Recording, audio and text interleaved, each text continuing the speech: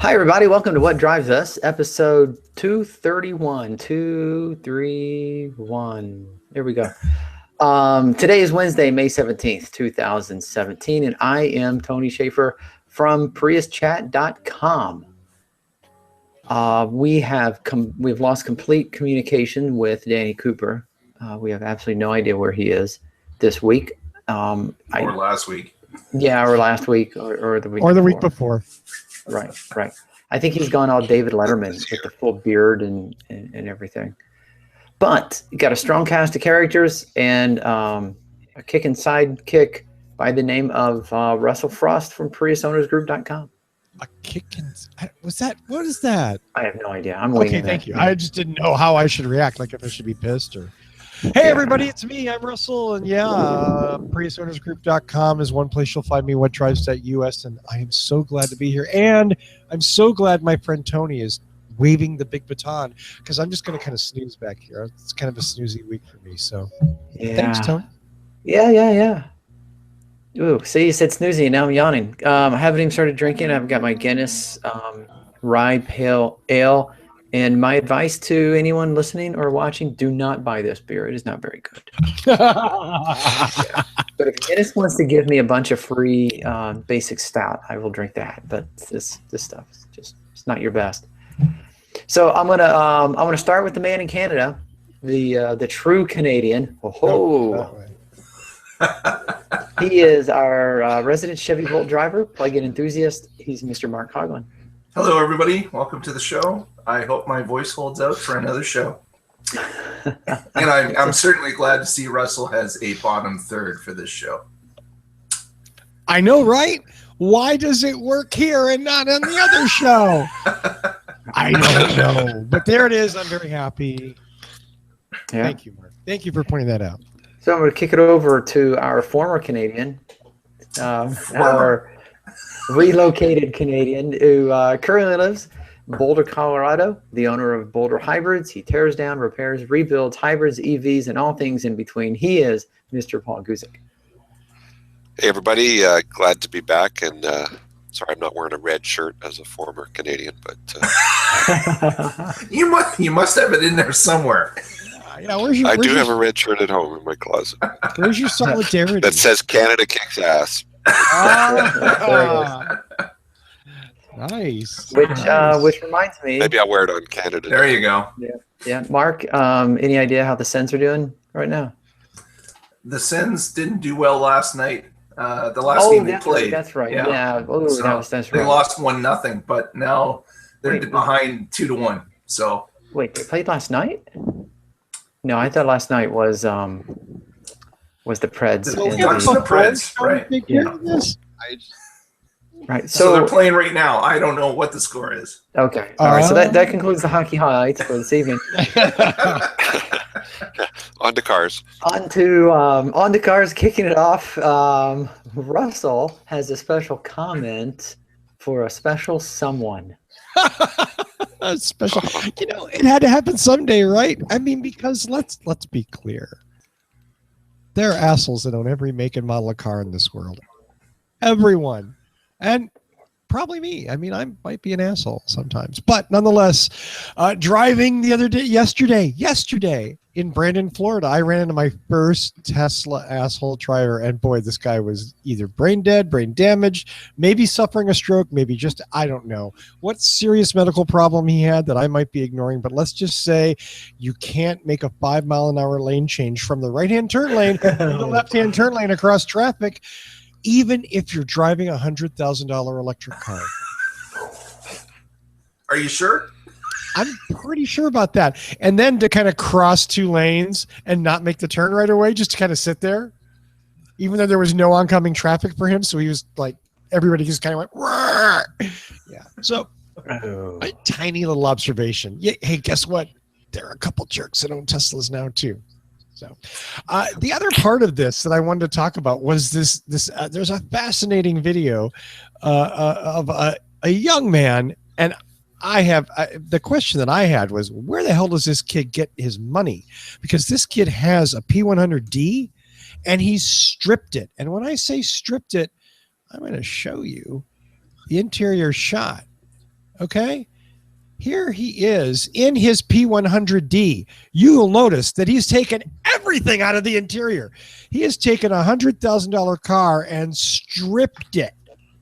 To make it like $100,000. It's a P100D. 100 pounds lighter or something. He's taken the frunk out. He's taken all the seats out, replaced the 2 front seats with lightweight aluminum racing seats. You can see that all the interior panels are gone too. Why? Because he has a race car. And the whole point of this little thing was, and I'll start the video now, and it's going to be just him kind of rambling for a minute. Well, let's get past that. Yeah, I get it.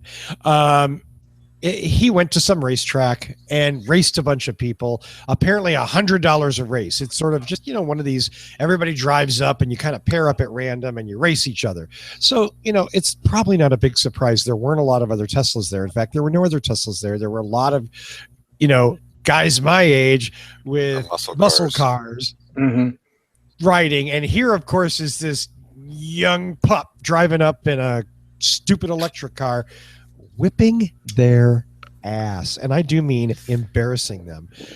So he won in a $1,900 races. He won 19 times. And the takeaway from this is that at the end, the muscle car drivers, the older guys, got a little pissy. They didn't like being beaten. And you know what? Welcome to it. You go out to race. You put yourself on the line. You're gonna lose. And these guys didn't handle it very well. And that was really the point of this video, was these guys got a little angry. These guys look like tolerant, nice. Yeah, absolutely. Did they get on the baseball bat at the end? Or? Can we talk about politics here, boys? I don't know. What's that ding dang? What the hell's? There's a handshake though. That's okay. Good for him. So whatever. You know what? I don't care. If you're dumb enough to race a P100D, and think you're gonna win, you pretty much get what you deserve in a short race. In an 8th mile race. Okay, in an 8th mile race, which is like just handing the Tesla owner money. Just here, have this money. You clearly you don't know what a P100D is. Right. So, I don't know who the jerk is here. The kid seems nice and all that, and whatever. I can't imagine buying a P100D and then stripping it out for racing. But then again, that's a fast car. Why not? I guess. So, yeah, cheers to him. Cheers. Maybe the extra 200 pounds he stripped out made the difference. Yeah, I mean, and obviously he's a little guy. You know what I mean? It's not me driving behind the road, because it'd be like, may as well keep the seats, because I weigh 1,200 pounds. So. Right. Did you see the guys in the video? I think their 200 pounds made the difference. Well, they're again more my age, my type, my size. So yeah, that gas motor, and I'm sure they probably left the back seats in the car. Right. There's somewhere in this video, and I was hoping just to stumble on it. I swear to God, he's racing like a souped-up Mustang 2.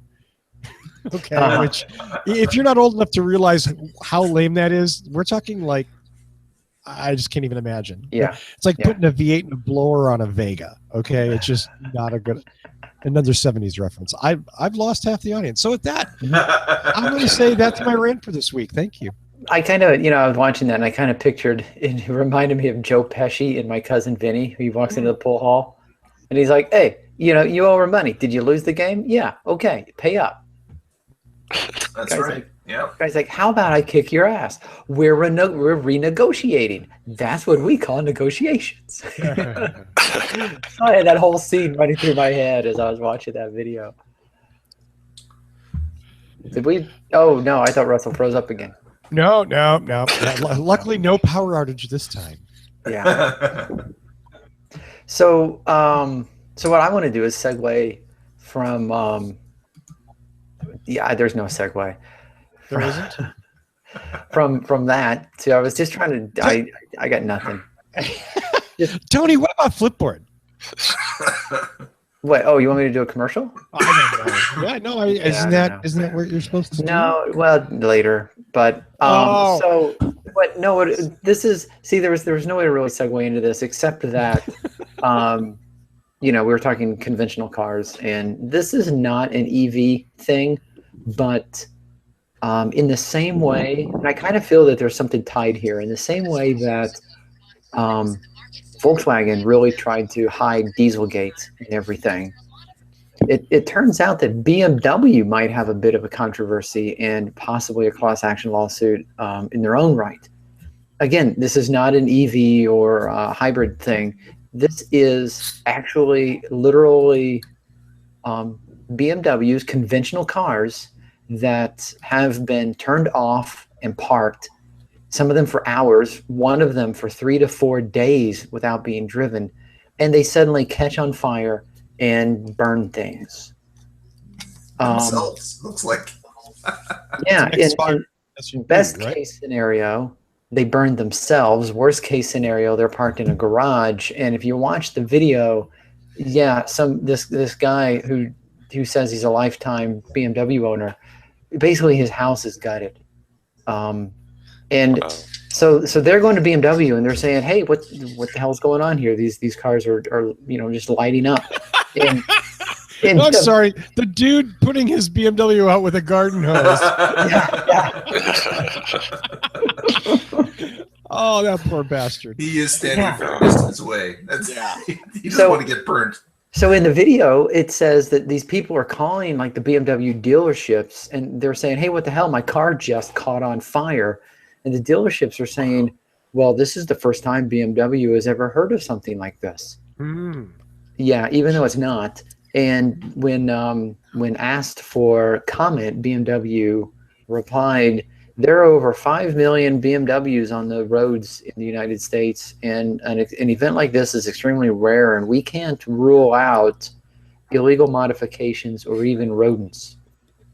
So BMW is trying to wash their hands of this, but you've got, literally BMWs catching on fire. So I honestly, this is something I want to keep an eye on to see if this becomes something. There's a BMW out of my street. Kind of like the Pintos in the 70s. I'm sorry, Mark, I didn't hear you. There's a BMW out on my street. I think I'm going to go check on it right now. No. Just put your garden hose next to it, just in case. I'm going to roll out the hose and have it ready. So just put the sprinkler on it overnight. Put that fire extinguisher by the door. That's even better, Paul. We'll turn the sprinkler on it. Yeah. I mean, yeah. No, Paul. And I realize this isn't really your speciality, as it were, but I mean, gas hose, right? Like a gas line somewhere, or just, I mean, honestly, there are a lot of BMWs. Yeah, I mean, it's kind of electrical or fuel, but gas obviously is very volatile, and if it gets a spark, it goes boom, and it's every day dozens of cars in this country burn up in flames. Right. And they don't make the news because it happens quite often. And even my beloved VW Vanagons have been known to catch on flames. Once or twice. Many times. Maybe lots of times. Yeah. Yeah. But yeah, so I mean, it could be someone changed fuel lines and didn't clamp a hose, or the hose rotted, or critters. Critters could choose stuff. It's unfortunate. Yeah. So this was brought to our attention by one of our astute What Drives Us Facebook fans, and again, I found it interesting. I'm always looking through what people are sharing with us, and even though, like I said, this isn't more or less in our standard repertoire, it's interesting. So I will keep an eye on that. And so I do want to throw it over to Mark, and we can actually bring it back to plug-in related issues. Mark is going to tell us about an event that he recently attended. Yes, I was out this morning and this afternoon at a event in North York, which is, for everyone else, just above Toronto. And what happened was there was an opening of an EV Discovery Center.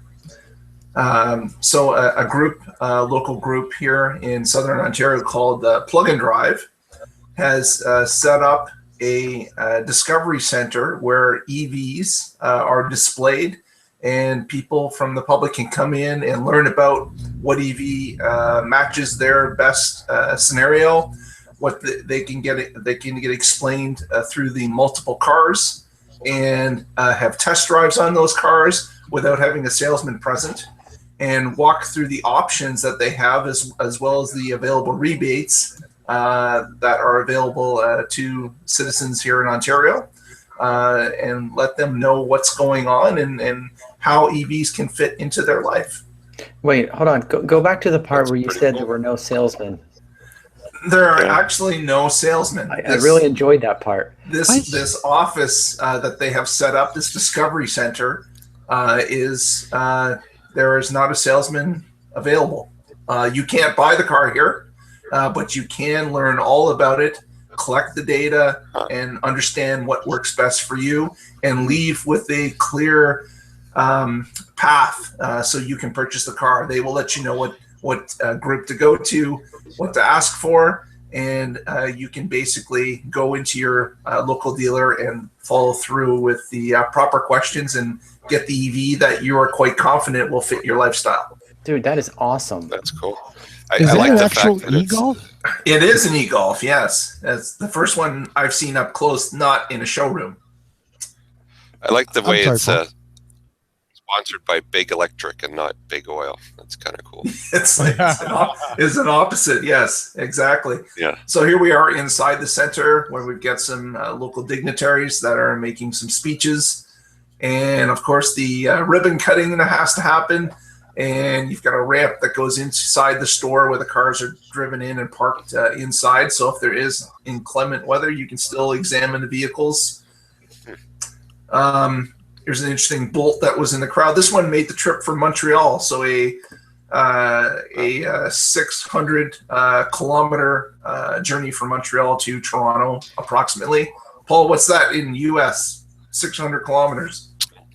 It's about 600 kilometers. 600, 400 miles. Okay. American mile. Yeah. So give or take.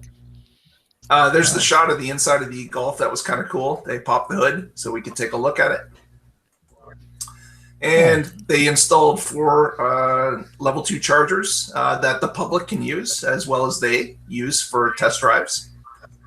And get this, in test drives here, the cars actually have battery juice and just travel on battery. So unlike some car dealerships where they sit uncharged, these vehicles are always charged up and ready to go. A couple of big signature names were there, obviously. The Tesla Model S was present. And the BMW i8. And it wasn't on fire. It was not on fire. It was. Now, if I had known about the story earlier, I would have maybe done a little bit more investigating, but it looked okay. And Zero motorcycle was there. Cool. Look at that. Right. What a little off-road, guys. Now, here's an interesting stat for those who don't know about Ontario. This is how our electric grid is broken up. So we have 10% in fossil fuels to generate electricity. 60% is from nuclear. 24% is hydroelectric or water. And we've got a 6% wind and 1% solar that make up what we have available. So basically 90% of it is emissions free.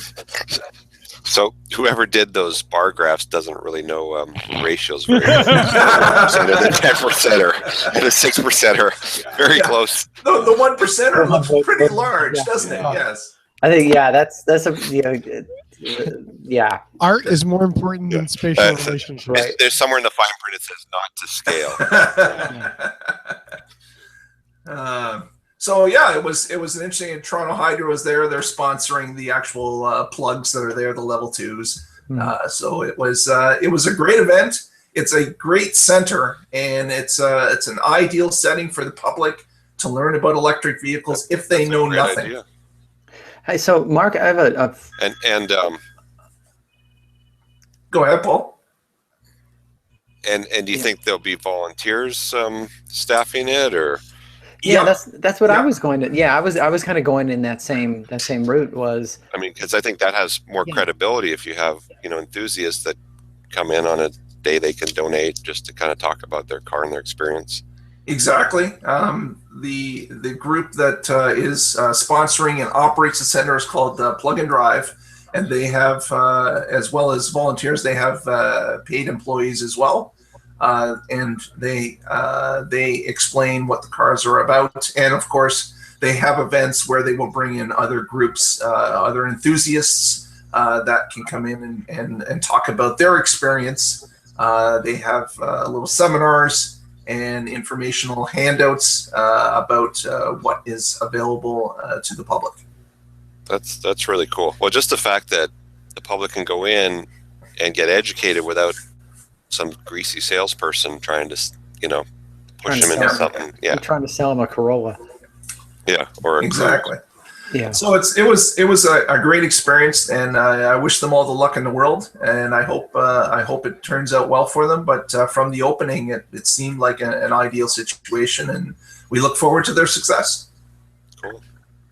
So on a is there a business model, or how does this work? How does it float? Okay. Yeah. What happens is that Big Electric is basically flipping the bill. Big Electric. Big Electric is flipping the bill. That's right. So not the Koch brothers, but the opposite of the Koch brothers, I guess. The Watt brothers. So a number of different Ontario electric distributors, Hydro One, Bruce Nuclear, contribute to make this place a reality. Wow. I had a very interesting conversation along this regard with Chelsea Sexton the other day. I don't know if I should share this or not. No one's listening. No one's listening? Good point. Who watches this show? No, I mean, and Chelsea made one of her usual, brilliant points that I just blew past, didn't really think about it. But you have to look at the electrical industry and where it's been going and where it's been trending. In many, many ways, even though we're buying more and more electrical devices every day, we're also seeing solar and other things come in to kind of decentralize that grid. We're seeing Energy Star programs being more and more successful and reducing demand. Mm-hmm. California significantly reduced its demand until recently. No, up until recently. Killing Energy Star or something. Yeah, right. They're killing it, which we reported on a couple of weeks ago. So for what Chelsea's point was, for the electrical utilities, electric cars are a godsend because it represents something that's going to use a lot of the resource that they earn the business of making and selling. Mm-hmm. And I don't know that that's a bad thing, as long as we're producing our electricity cleanly. But keep in mind, that's why they're doing this stuff, is because, my God, if they could sell you a 12 million watt toaster, they would sure as hell want you to have it in your house. I would buy a 12 million watt toaster. But you don't need a 12 million watt toaster that'll make toast in a nanosecond. You want an electric car, and they want to help you with that because you're going to use more of their product. It could turn bread into carbon in a nanosecond. Into diamonds. You get diamond. Yes. But you're right. You and that's an excellent Chelsea's point. right. That's Chelsea's right. Chelsea makes an excellent point.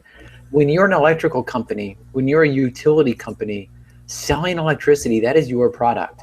Right. And you want to put consumption products in the hands of your customers as much as possible. So really what they are doing is eating the market share of the gasoline industry. And from the electric company's point of view, they don't have to upgrade their infrastructure because most people charge overnight when the grid has plenty of capacity. So for them, it's kind of like bonus revenue. Yeah. Mm-hmm. No, it works for them on several different levels. It does. Yeah, nice. There we go. Thanks, Charles. On the flip side, on the dark side of that, when people start putting solar panels on their ceilings, when people start putting power walls in their garage, they are now seen as a competitor to the utility, and that pisses the utility company off. And so, yeah, I mean, there's a flip side of that when their customer becomes their competitor. I would say that makes that utility company realize that they walk a fine line. So if they raise the price, if they gouge customers will find another way, and those ways are available to anyone to use. Right. In my video for the last Prius review that I did, I went down to a TECO, this Tampa Electric Company power plant, to shoot some video. And this is an enormous power plant right on the Gulf, and the mountains of coal that feed it are easily visible in the Google Earth photographs. But they have solar panels creating shade in the parking area, and they have free charging for electric vehicles. And they just built a brand new, and supposedly the biggest solar farm in the Southeast, not 2 blocks away, that feeds those chargers. There's a lot of duality we're going to have to deal with going forward. The same people that are burning coal are also interested in renewable energy because it's cheap. Yeah. And We've reached they that can tipping sell point. it to you and make money. So, there's a lot of good and bad. There's no absolutes. There's nobody that's just a perfect saint in this business. That's where I was going. Sorry. Yeah, it's good. So with that, I'm going to kick it over to Paul. Oh, no, not Paul. Yes, Paul. Sorry, I was stepped away for a second. There's a massive hailstorm going on outside here. Oh, no. Are you okay? Do you need to batten down the hatches or anything? Not much I can do, but last week there was a big hailstorm in Denver that decimated thousands of cars. So, But fortunately, and all the repair people celebrated. but in your case, case, all the cars parked in the parking lot belong to other people, so you don't really care that much. Yeah. So my story this week is Henrik Fisker, the Fisker Automotive, or whatever they're called this week, is set to reveal a prototype of an eMotion EV this summer, which will probably be another concept drawing or website and not a real car. So we can move on to something else. We've already said enough about that. Yeah. Exactly. Enough of that crap. Sorry, I don't know if you can hear, but the roof is tapping very loudly here. Wow. Paul, do you have to move some vehicles, or are you going to go outside and get burned? Let me go take a look, and maybe I'll circle back here in a minute. Okay. All right. Yeah. You deal with the emergency.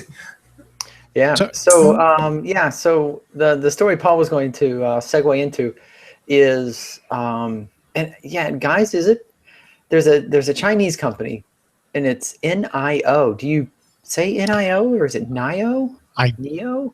This is one of those I don't know. I don't know. But God, see, and then there it is again. Chinese tech giant Beidou. I don't know. I'm going with that. Don't get hung up on the names too much. That's okay. They've confirmed that they've led a financing round to electrical startup NIO, formerly known as Next EV, and they unveiled its EVE concept, an all electric autonomous vehicle, and it's really just that. We're seeing, we have Tesla here, and we have the major manufacturers, GM notably getting into electric vehicles. But in China, which is set to be, as we've mentioned, several times, China is set to be a huge electric vehicle market. And we know from China's dealings with other manufacturers that China has told some manufacturers, you will build your cars in China if you plan on selling your cars in China. And in China's case, they say these are the rules, and they force people to play by them. So we're seeing more of these tech billionaires, these Chinese businessmen, pumping lots of money into electric vehicles, because it really is going to be a huge growth market in China moving forward. Absolutely. Yeah. Absolutely. And I mean, it's how rational is it for them to say, if you're going to sell to the 1 billion plus people that live here, you're going to make the cars here. Right. I mean, they've seen what's happened with car manufacturing, and they want them built there. I can't. That seems just sensible to me. Wasn't their leader's slogan "Make China Great"? or something. Like that. Oh, no. Right. I didn't even notice you were back, Paul. Is everything okay? Yes. A little bit of hail, but thunder, dark skies. Hopefully, it will blow over. Good.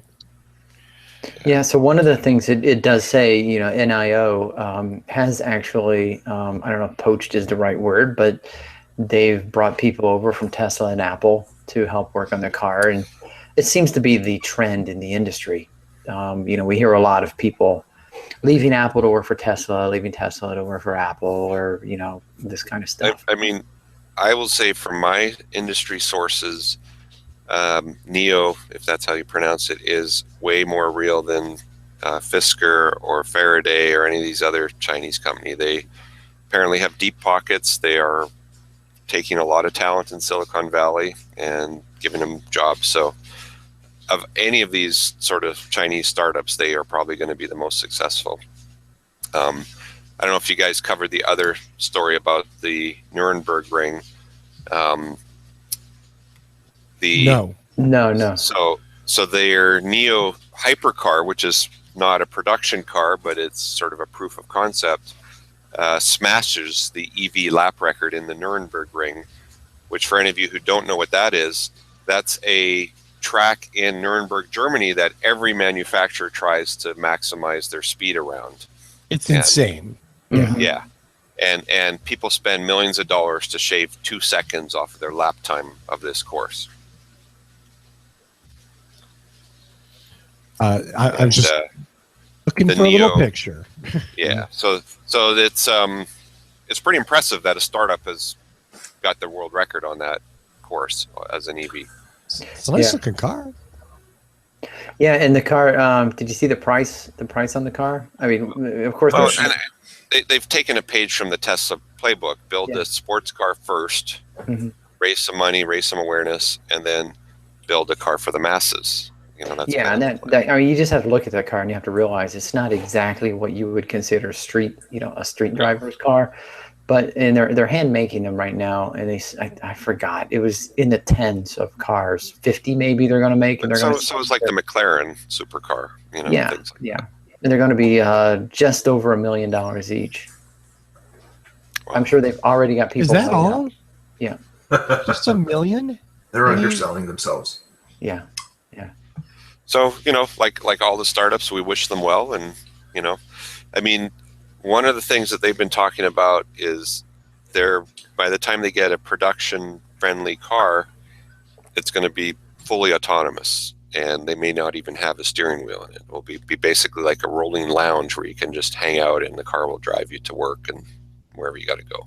So maybe that will happen.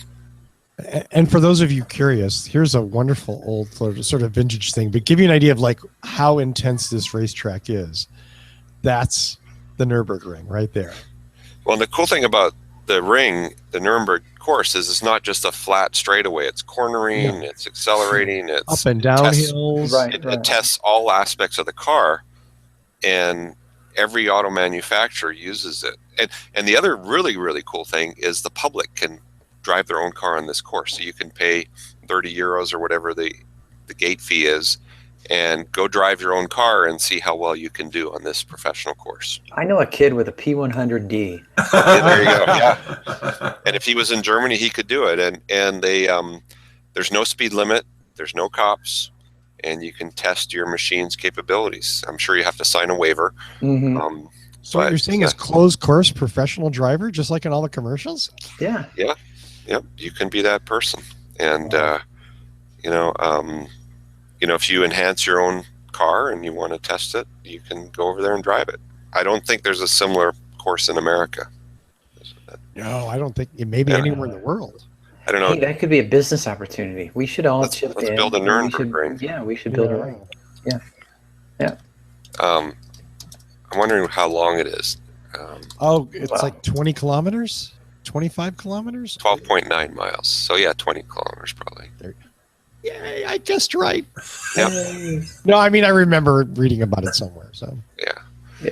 But it's good because it's a good variety of terrain and right turns, left turns, hills, cornering, straightaways. It's a good way to test an automobile. Sure. Yeah.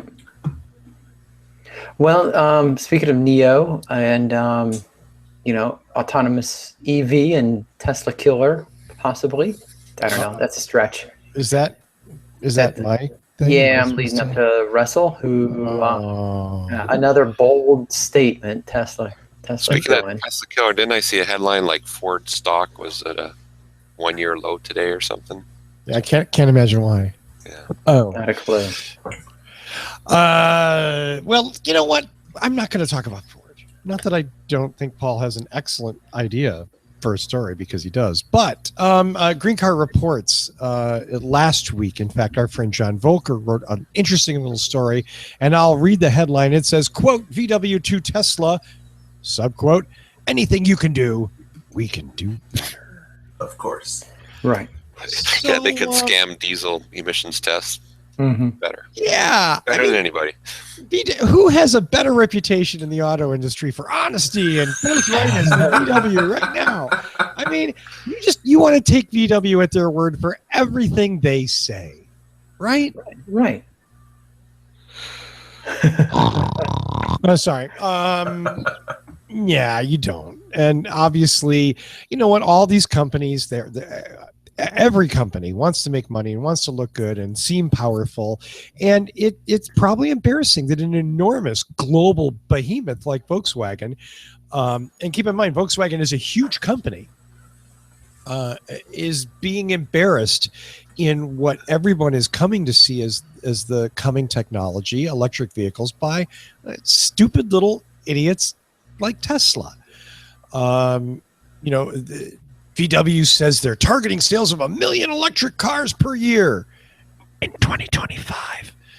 Yeah. And targeting. Right. Do they have an electric car yet? Well, I can't say no, because Mark's seen an e-Golf in person. Mm-hmm. I thought they were all made out of styrofoam. I had no idea. There's one. I've seen one. They do exist. They do exist. Okay. Suffice to say, I think the long and the short takeaway from this is VW, less words, more deeds. Show us the cars, and then maybe we'll buy into your bullshit about 1 million of them and all that. First, you got to make one. Well, maybe, okay, you made the Golf, so 2. Make 2. How's that? 2. I just remember every time I see something like this from Volkswagen, I just remember being at the Chicago Auto Show, and I want to say it was me and Linda, maybe Eric Powers, and a couple others. And we wanted to see the hybrids and the EVs. And so we went from booth to booth. We wanted to see who had the biggest presence and who had what. And I just remember, I think it was Linda and me who walked up to the Volkswagen booth. We said, do you have any information about any Volkswagen hybrids or electric vehicles? And it was a woman behind the counter who gave us that, get the hell out of my face. She wanted to sell you a TDI. Yeah, and I mean, it was basically like, we don't make those. Right. It's like, holy shit, you're at a car show, and that is how you answer that question. Or they don't even know they make an e-Golf. Well, this was several, several years ago. Diesel, it's the future. Yeah, diesel. Yeah. But it was, and then we actually came on this show, and we were talking about, being at the Chicago Auto Show, and we were talking specifically about that. It was Volkswagen and Mazda were the 2 dealerships that stood out in my mind the most. Wow. Of the get the hell out of my space. Yeah, Well, and now, of course, now it takes one Dieselgate, and Volkswagen is all EV. That's right. Yeah. Although if you were Tesla at a trade show and some guy came up and said, do you guys have a truck that rolls coal? You'd probably give them the same look, Right. But the writing was on the wall even 5 years ago. Yeah. Well, as it turns out, if you own a Prius and you need accessories or fun stuff for your car, be sure to visit priuschat.com/shop. It's the Prius Chat shop. They have all the Prius accessories there you could possibly need. Everything you could imagine. Literally millions and... No, sorry. They have some stuff. It's cool. So go to find it. It's at priuschat.com/shop. Every item sold at the Prius shop is inspected and tested by Prius owners. That's priuschat.com/shop. I'm not bitter. What am I not bitter about? Oh yeah, that was a couple weeks ago. Don't erase that now, you bastard. I already said it. Yeah, I don't know what you're talking about. Yeah. Boom, it disappears from the script. Right, right. So our next story. Oh, I'm sorry. Go ahead, Tony. Yeah, no, I'll take it. Speaking about pulling a fast one, speaking about Dieselgate, so BMW, maybe. I mean, this is just one story that was CBC .ca. That sounds familiar. Yeah, Canadian Business Channel. I don't even know what CBC stands for. Canadian Broadcasting Company. There we go. The CBC. It's like the BBC. It's ABC. Yeah, it's the ABC and the BBC. The BBC. Yeah, it's the Canadian. It's the ABC of Canada. Yeah, It's like PBS. Yeah. Okay, so the BBC One. BBC One.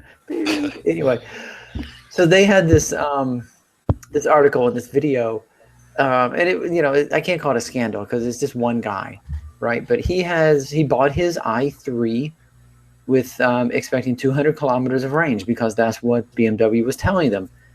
All the marketing said 200 miles of range.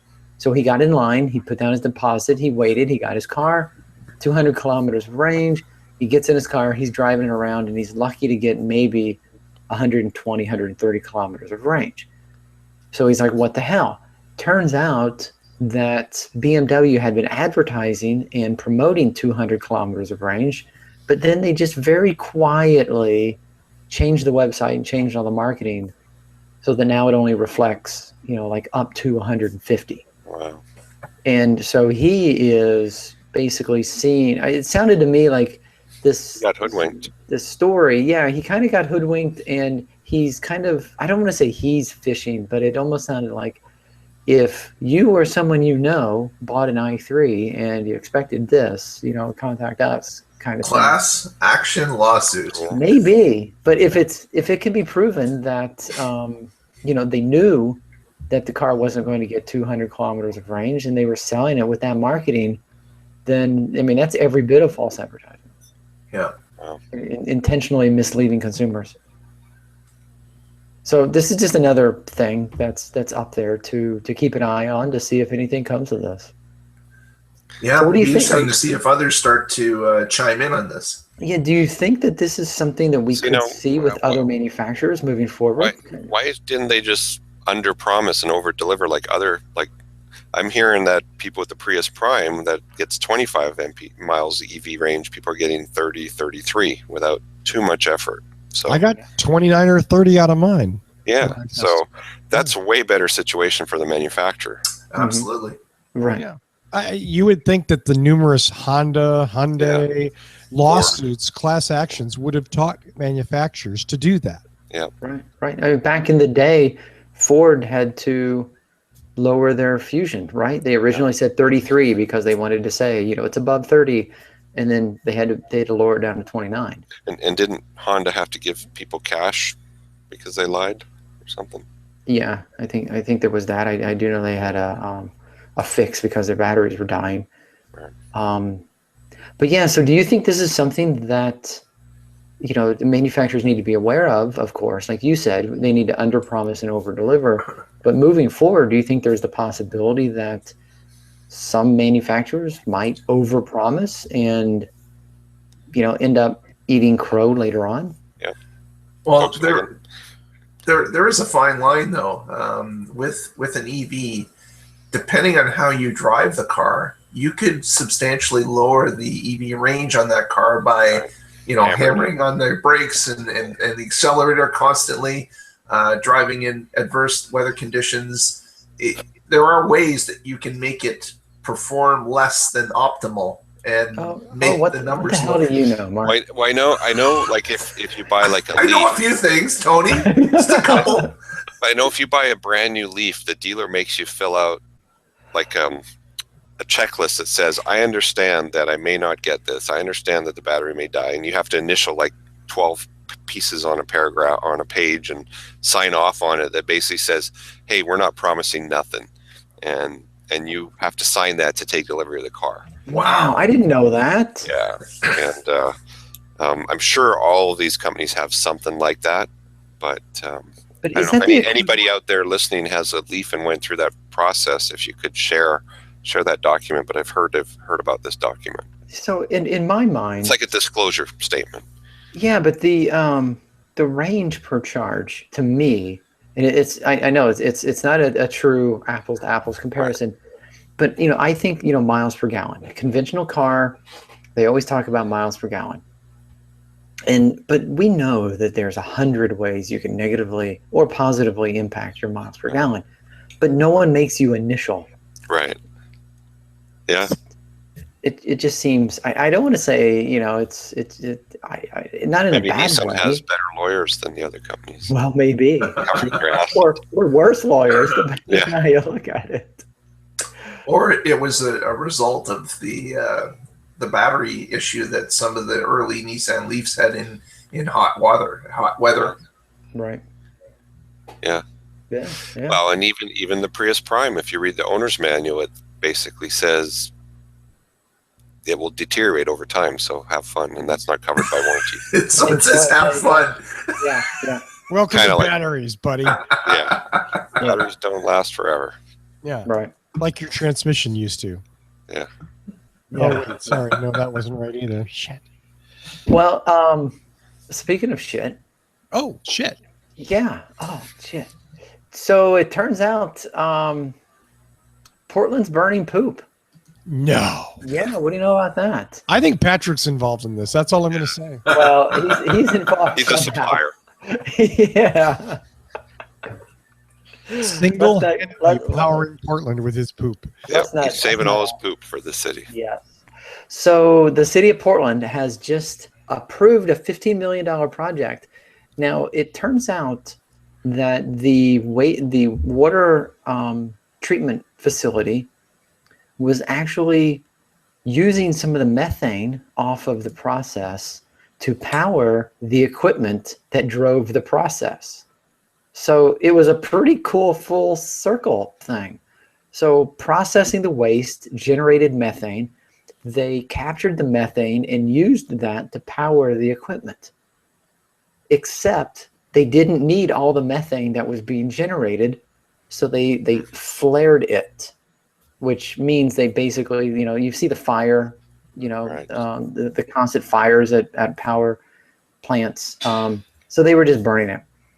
Well, now what they're doing with these $15 million, they're going to fit the facilities to capture 100% of the methane gas, and they're going to convert it into compressed natural gas. Is that it? CNG? And yeah, CNG, and they're going to use that to power the trucks and other vehicles currently burning diesel, except they forecast that there might still be some left over. So they're going to tap into the existing distribution system, and they're going to sell the excess, and they're expecting, I think, between $3 and $10 million a year in new revenue. That's a lot of poop. That's a lot of poop. Just from capturing the methane that they were previously just discharging into the atmosphere and burning. Wow. So I mean, that's a huge win. That's a big renewable energy huge win right there. Absolutely. Yeah. So you need, Portland. so everyone needs to write to their mayors and tell them that they need to burn more poop. Patrick's poop. Oh, sorry. Burn Patrick, yeah. Well, we could all save our poop and just mail it to the mayors. They'll get the message. Mail it to Portland. Yeah. Oh, can I think of a lot of mayors that deserve that, Pat? That Yeah. Call our lawyers on the phone. He wants to retract that statement. Yeah. Thank you, Mark. Yeah. Very Oh. nice. Am I? Yeah, no, it's me. But I was going to say, is anyone in the chat room? because it's usually The about mayor of Portland is. But mayor. Not from It's- Portland, that's for damn sure. It's usually about this time we start asking people for. Oh, I got the title. Oh, okay. I got the show title's in the bag this week. I'm Okay, sorry. Okay. Oops in the bag. Yeah. Let's just say it's an alliterative masterpiece. Oh, Leave excellent. it at Well, there's some high expectations. Excellent. That's fine. Raise them up. I'm going to meet that challenge this week. Oh, can't wait. Okay, so be sure to visit our main site at whatdrives.us. We post every show up there, audio and video for streaming and downloading. Also at whatdrives.us, we've started posting articles and reviews from experts that you see here, these guys. And there's my articles are still up there about how to hypermile, and I don't want to, reveal too much, but I just filled out paperwork for possibly reviewing an ionic hybrid. Piqued my interest. So I'm going to be getting, hopefully, one of those. I expect that bad boy to be up on two wheels at some point. At some point, yes. Yeah. So, I don't know where you got this episode, but you want to make sure you never miss a show. Make sure and subscribe to us on Stitcher, Slacker, YouTube, Google Play, or iTunes. Head up to iTunes. Head up to all of them. Leave us a review. Please give us some thumbs up and listen to our shows. Listen to all of our back shows, 230 back shows. It's horrifying. And special episodes and all sorts of other things. We'd also like to thank the panel. That's me. Yeah. Oh, I'm Thanks, sorry. Russell. And Mark, who, come on, bravely showed up even though he has the voice of a 12-year-old boy. Thank you, Mark.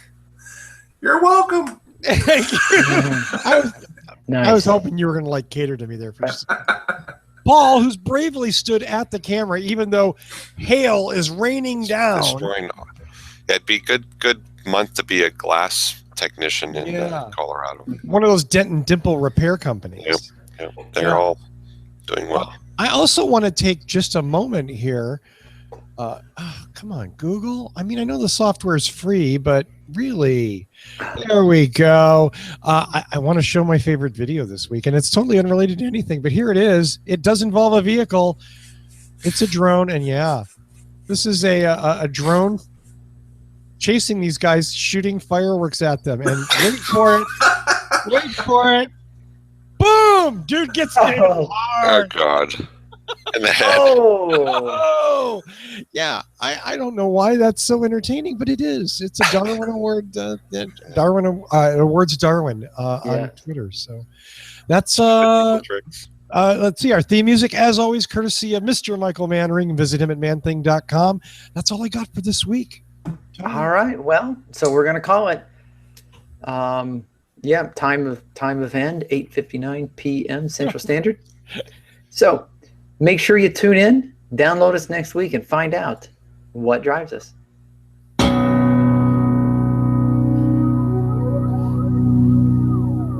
time and your clock show different times. Should I show the drone? No, I want to show the drone. See you next week.